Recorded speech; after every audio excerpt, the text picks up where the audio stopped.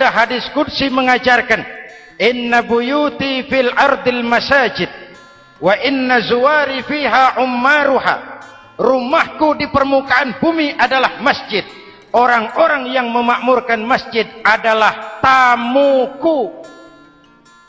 Dari masjidlah terpancar semangat silaturahmi. Dan itu yang sangat kita perlukan sekarang. Di tengah-tengah kerentanan kita sebagai bangsa, masjid harus jadi lem perekat. Di sini siapapun yang datang mengucapkan assalamualaikum. Betul? Menebarkan salam, menebarkan rasa damai, bersalaman. Kata Nabi, ma min muslimaini yaltaqiyani fayatasafahani illa ghafarallahu dzunubahuma. Apabila dua orang Islam bertemu lalu bersalam-salaman, Allah akan menghapuskan dosa yang terjadi di antara kedua orang itu. Bangsa kita sedang rentan perpecahan. Benih-benih disintegrasi bertebaran di mana-mana.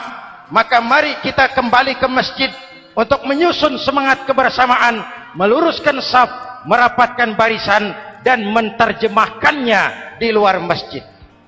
Ini ada kaitannya dengan faktor yang keempat, yang langsung dilindungi Allah. Siapa mereka? Rajulani tahabba fillahi ijtama'a alaihi wa tafarraqa alaihi. Dua orang yang bersaudara, bertemu karena Allah, berpisah karena Allah. Itu akan dilindungi langsung oleh Allah di hari akhirat nanti. Dua orang bersaudara, bertemu karena Allah, berpisah pun juga karena Allah. Tadi dalam perjalanan ke sini, saya melalui sebuah desa. Masih ada sisa-sisa tawuran antar desa. Saya tidak sebutkan desanya, itu rahasia perusahaan. Saya cuma prihatin, siapa lawan siapa, siapa yang kita bakar rumahnya, siapa yang kita sambiti dengan batu, siapa yang kita rugikan, padahal urusannya kadang-kadang sepele. Di satu desa misalnya, cuma urusan kaset jadi tawuran antar desa. Ini kan hal yang sangat sepele.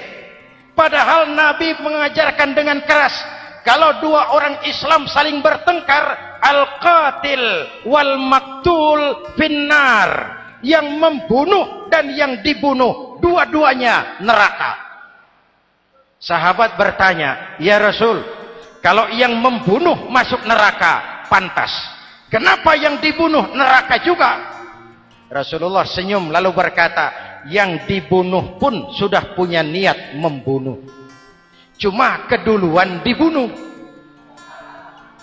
Andai kata tidak dibunuh, dia yang akan membunuh. Mari kita renungkan, kenapa sebagai bangsa kita seperti tercabut dari akar budaya kita. Kita jadi beringas, kita jadi brutal untuk hal yang sepele. Yang satu teriak Allahu Akbar, yang lain teriak Allahu Akbar. Siapa lawan siapa? Dulu Bung Tomo teriak Allahu Akbar, musuhnya londo. Sayyidina Hamzah, Khalid bin Walid teriak Allahu Akbar, yang dilawan kafir. Abu Jahal, Abu Lahab, Abu Sufyan. Sekarang si Ali lawan si Hasan, Hasan Allahu Akbar, Ali Allahu Akbar. Siapa lawan siapa?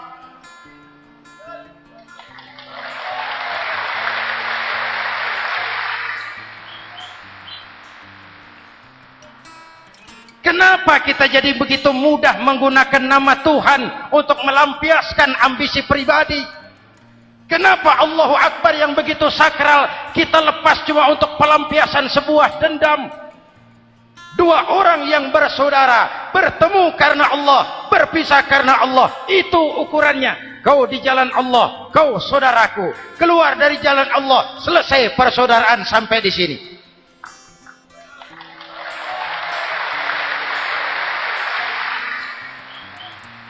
Hadirin, lewat mimbar ini saya kembali menekankan, mari kita pelihara kerukunan. Pertama, rukun antar umat seagama. Sesama muslim harus bersatu.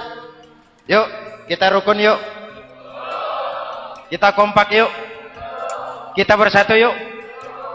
Sesama muslim, kaos boleh berbeda, boleh.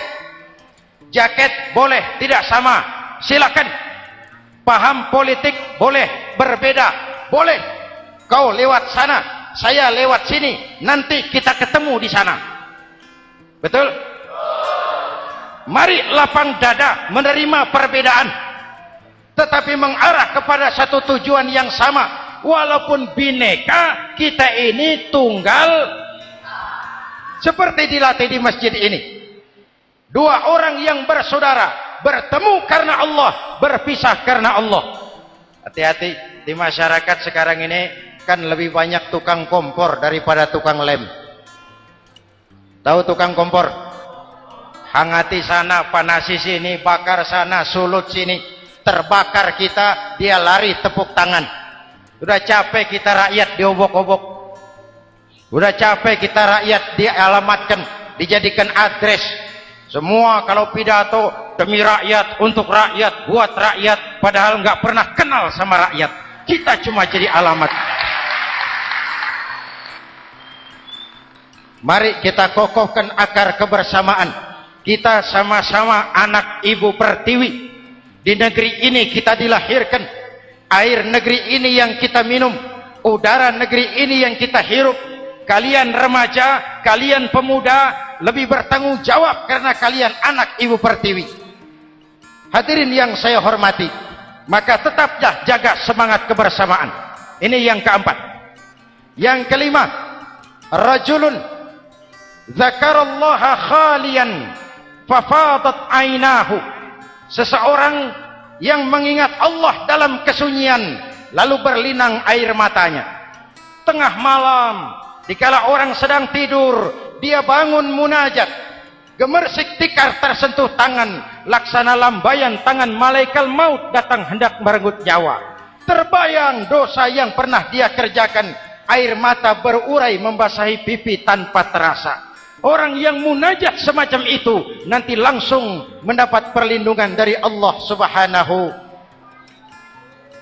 Saya pernah baca hadis qudsi, merinding bulu kuduk saya mendengar hadis qudsi ini.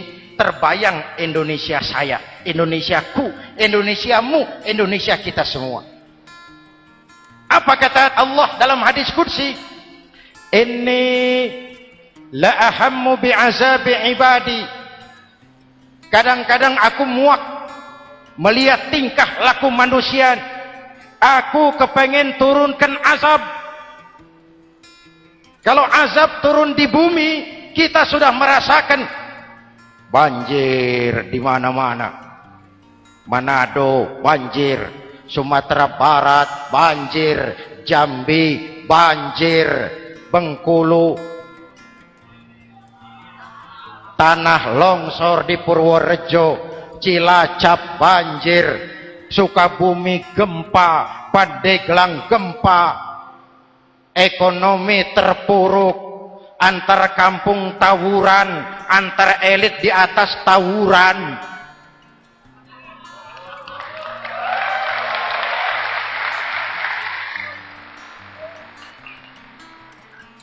Hutang numpuk. 40% APBN kita ini sekarang cuma untuk bayar hutang. Itu pun dengan asumsi dolar 7.000, 9.000, artinya sekitar 50% APBN kita untuk bayar hutang. Untungnya sekarang ini yang agak menolong, harga minyak membaik di pasaran internasional. Hadirin yang saya hormati, ini lagi ngomong apa saya sih? Aku pengen turunkan azab, tetapi kata Allah, ketika aku melihat orang-orang tua yang sujud di keheningan malam, bayi-bayi tanpa dosa masih menyujud